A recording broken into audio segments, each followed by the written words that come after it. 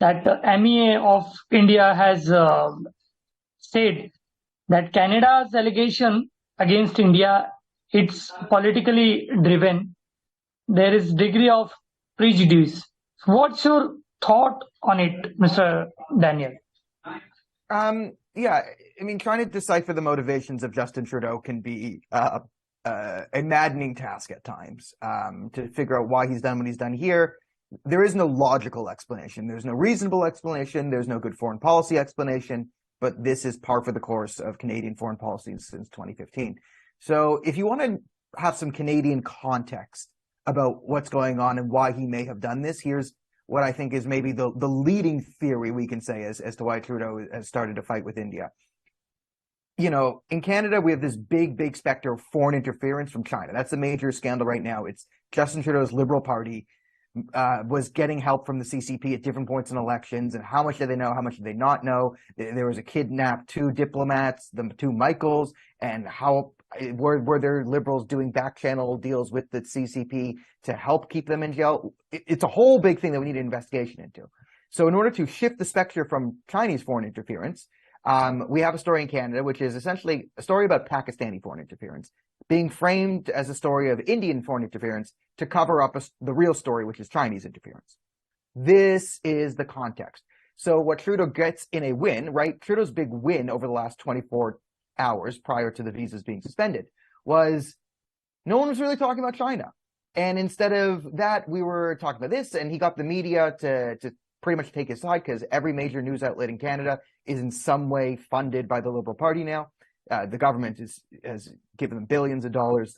They need the government subsidies to survive. So there's an element of sort of control they can have on the media narrative. So they're able to spin it, and they're able to say that people who are criticizing Trudeau, the Conservatives, are actually not in favor of fighting interference. It's the Liberals that are fighting interference. See, they kicked out a diplomat because there was a big thing. They wouldn't kick out a Chinese diplomat. We had evidence he was threatening the family of a sitting MP. He wouldn't kick that diplomat out for over a week. We had to force him to kick him out. So now he's kicking out a diplomat willy-nilly to sort of muddy the waters and gaslight the country to say, look, I'm so strong in foreign interference. I kicked out a diplomat, and now the people who are criticizing me, they're not strong in foreign interference. So it's sort of a conflation of a lot of Canadian foreign policy issues have been jumbled up by the Liberals in the media internally in Canada and sold out to Canadians. So that was Trudeau's big win, you could say, was instead of making it about Chinese foreign interference, he made it about his personal fight with India. But again, this is blown up in his face because it's not like the Indian government was just going to sit there and do nothing. They actually pushed back against Trudeau, and now he's dealing with the consequences. It's 9 a.m. in the morning Eastern Standard Time here, so Canada's sort of just waking up. The major news outlets are cranking this story out, and this is a story that's gonna upset a lot of Canadians. A lot of Canadians are going to be very upset about what has happened.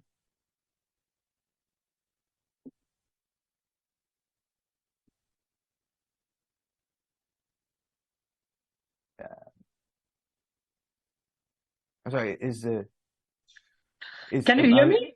Yeah, I couldn't hear you. No, I could not hear you. I can hear you now. Mr. Daniel, MEA of India has said that they are aware of the security threats being faced by Indian High Commission and consulates in Canada. So what's your thought on this? What can be the reason behind this? Is there any law and order failure in Trudeau's government? Yes, but it's not. It's not here. This is just more chest beating. The visas thing's a real punch. The travel advisories on both sides, in my view, are nonsense. India is a perfectly safe country. Canada is a perfectly safe country. You'll be fine walking around either country. These are two democratic countries that should be allies, but are fighting because of one man. So that's that. The visas is a real thing. And this, I mean, Canada's doing the same thing, reducing staff in India, claiming security concerns. This is just blustering, and it's both nations trying to make the other one look unstable through geopolitical slap fights, you can call this. So India says we're unsafe, we say they're unsafe. This is sort of just, I know, guerrillas beating their chest. The real thing here is the visas. That's a tangible move. I wouldn't be surprised, if this escalates, people could close embassies here and there. I know the Indian government cited the Khalistani threat, and the Canadian government is citing, I don't know, threats of, I don't know what Justin Trudeau's scared of. Truckers honking their horns, who knows? This is a lot of nothing, in my opinion. The countries, it's when countries say things like this, it's when they do things. And what has been done here is the suspension of visas, and that is going to have a major impact in Canada.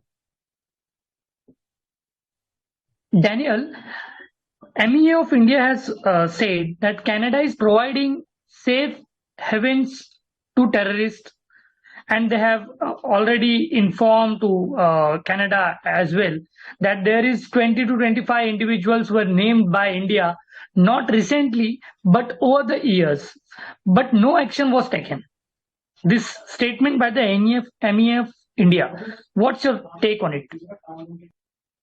Yeah, it's kind of that sounds about right. Canada's safe harbor for terrorism. Okay, Justin, for context, India. Justin Trudeau was a man who, I can't remember the exact year, but you could ballpark it. This was back in the days of ISIS. If you remember ISIS, the Islamic State in Iraq and Syria, and they're raping and murdering through the Syria and Iraq. When it was said that ISIS fighters may be coming back into Canada, the Conservative Party raised concerns about convicted militant terrorists who were fighting for ISIS coming to Canada. And Justin Trudeau said that is Islamophobia, unacceptable, and actually returning ISIS fighters can be, quote, a powerful voice for de-radicalization. So yeah, this man's going to be soft on terrorism.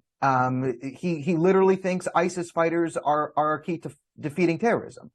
This is the man you're dealing with. Yes, he's a narcissistic, egomaniacal jerk at sometimes who starts things, but he's also fundamentally very unserious. It's very, very hard to take the man seriously if you know anything about anything he's ever said, relating to any issue of substance. There's a mile-long list of hypocrisies, and just outright, we can say, lies that he's spun. So yeah, does Canada have 25 Khalistani terrorists potentially running around creating chaos? I would have put the number higher than that if I had to just guess blindly. So 25 doesn't sound that bad to me from a Canadian perspective. I thought it would be more. So, do you think is this kind of statement on the floor of the House to make an allegation against the any country without any evidence? Is it the sign of the mature leader of mature politicians of the country? Do you think? It's a sign that we have a fundamentally unserious country. Okay, I'm going to give you another Justin Trudeau example. This is real. So, India, a lot of people are upset because the Prime Minister of Canada went in Parliament and basically accused the Indian Prime Minister Modi of premeditated conspiracy to commit murder. It's a very serious accusation. Except when it's made by Justin Trudeau. Okay, Justin Trudeau is a man who openly claims to be a genocidal maniac. I'm not lying. Genocide. There was a report on our treatment of Indigenous people from the years that it was very far left, and he came out and he accepted it. And basically, Justin Trudeau got on TV and said, we committed a genocide against the Indigenous. We're still committing a genocide against the Indigenous. And systemic racism and homophobia, whatever, all of this constitutes genocidal behavior. So Justin Trudeau got up in front of the entire world and said he is the leader of a country actively committing a genocide. He copped to crimes against humanity to the international community, and we all ignored him. Because I'm a Justin Trudeau detractor. I don't hide that I'm not a fan of him, but I will still say he's not a genocidal lunatic. Okay, Canada's not committing genocide. Justin Trudeau's not a genocidal leader, but Justin Trudeau is trying to tell us that he's a genocidal leader because Canada is so bad and evil, and we thought we found a mass grave, and he got really excited and he lowered the flag half mast. Well, it turns out the grave of bodies we found in Canada, there weren't actually any bodies there, but we're still going to pretend that we're committing a genocide anyway. This is Canada. It's a fundamentally unserious country right now. The leader of our country went in front of the world, admitted to crimes against humanity ongoing, and everyone just ignored him because it's silly, right? So Yes, he accused your prime minister of premeditated murder on foreign soil. That's a bad accusation.